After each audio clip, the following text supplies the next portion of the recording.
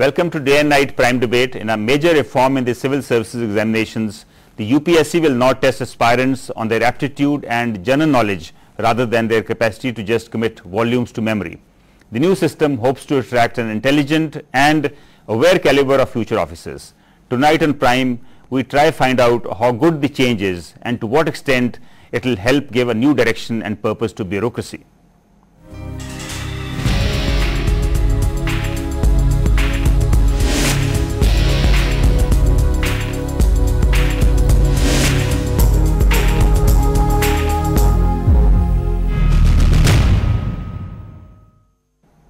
Introducing a level playing field for aspirants of India's elite services, the Union Public Service Commission has come out with a new syllabus for the 2011 preliminary examination.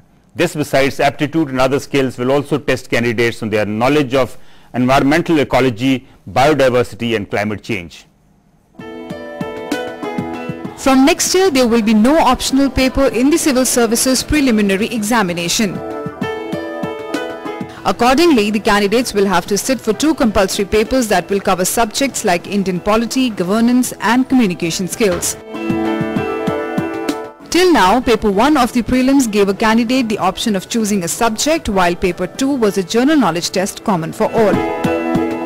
High scorers in IITs, IIMs and medical institutions used to have a tremendous subject advantage in the second paper, which overstressed academic disciplines of mathematics, physics, medical sciences, etc. The latest changes were suggested by various committees, including the Second Administrative Commission. Most of the panels had advocated more emphasis on the aptitude of the candidates than their particular knowledge of the subject. The argument was that the ones having expertise in any particular subject may not be good civil servants. The new system provides a level playing field and equity, since all candidates will have to attempt common papers. It remains to be seen whether the changed prelims make the system of selection more objective, humane and transparent.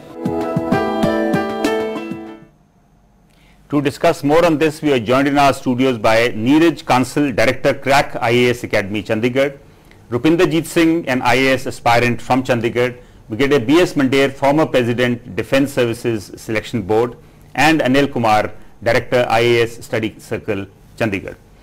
Welcome to the studio. I'm going to start with you, Mr. Kansal. Yeah. Now, the preliminary examination of the civil services is going to undergo a change from 2011, as we all know. Yeah. We're going to go into details a little later, but briefly, tell us, is it a good thing, or is it going to go against the aspiring students? See, I would say it's we shouldn't see it in the perspective of good or bad. Any system, whether it's a political system, social system, or for that matter an administrative system, needs a change. So at this point of time, when we are saying that there are a lot number of problems in the administration, a change was needed in the system, and it's a welcome change. However, it is carrying a lot number of lacunae along with it, like it's having a high urban bias, it's having the bias towards English language, and there are so many other things which need to be taken care of. Anil Kumar, you also head an IAS coaching academy. Now, broadly, tell me, is it a good thing which is happening, or is it a retrograde step? No, it's not a good. I believe this approach is a exclusive approach, not an inclusive approach. With this type of syllabus which they have introduced in the aptitude test, it is basically for those who are having a science background, for those who are having a commerce background. What about the arts people who are in large number of this one? And with this one, they excluded the rural population. Now, Rupinderjeet, you heard these two gentlemen who run academies. You are appearing next year. Yes, sir. Are you looking forward to these changes which have come about, or you kind of disheartened? Sir, certainly I am disheartened. Sir, here I would like to say that this system of recruitment for recruiting the different kind of specialized services, for example IAS, IPS, totally different in its working, and IFS, this single system of recruitment for these different specialized services is wrong, sir. So all those kind of things haven't been taken into account in the preliminary changes, these changes that have been made in the preliminary examination. I think, sir, they have not considered this. Right. Now, Brigadier Mandir, you headed the Army Selection Board. Now, we're going to talk about how the whole system works there, a little later. But broadly, tell me, since an aptitude test has been introduced in the civil services preliminary examination, do you think that's a positive thing? I certainly think this is a very positive change. In fact, a lot more needs to be changed. The selection system needs to find the right personality for the given job. Whether he comes from rural area or from urban area, it should not be so important. The rural area guy must come up to the expectations of the job which he is going to perform, rather than making it just favorable for the rural guy. That should not be the criteria. The criteria should be the job he is going to do, is he fit for that job or not. So to that extent, I think this change is very small, I would say, in the selection system, is a welcome step. Right. Now, Mr. Consul, to go into more specifics, there used to be a second paper which was an optional subject-based paper. Now, that has been done away with, and instead we have a paper which kind of tests the analytical and reasoning capabilities of the students. Yeah. Now, are you in favor of the previous system or the new system, where the analytical skills and reasoning skills are tested? See, basically, if we see the previous system, in the previous system, the major problem was that it was rote based. As you have already mentioned, it was only like people used to cram the things, putting it on. Yeah, that is the main thing. Ji. Now, the positive change in this particular system is that, like, it is not based on cramming. It objective type ho gaya. Yes, it is like it is to test the objectivity of a student, to test the decision making skills of the student. But however, I will like say again, as my friends have mentioned, there have been the problem of it has certain urban bias.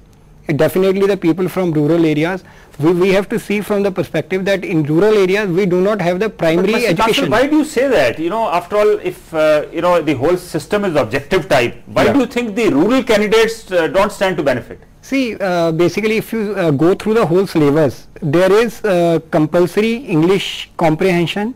There are certain areas which are based on mathematics, and if we see the results in the rural areas, we do not have even the primary education, leave apart the English education. So those people are going to lose on those fronts. No, you see the general standards of education, I wouldn't say limited to English, yes, are poor in the rural areas.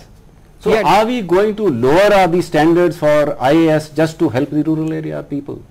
I doubt because that is the right approach. See the population, about 70% of the population that lives in the rural areas. We have to look into their interest also. No, I am saying I think Vivek Kumar, the point should be, we have to look at the interest of the kind of services we require. It means you don't need to help people to get in. What you have to decide is that these are the kind of people you require, and then train people accordingly. India is a democratic country. Here I want to say something. See, basically, if we even go by your point, can you assure that the kind of people we need in administration you will ensure through this? You need to go a little beyond what has been done. Yes. Ravinderji, what is the system, the examination system that you favor then?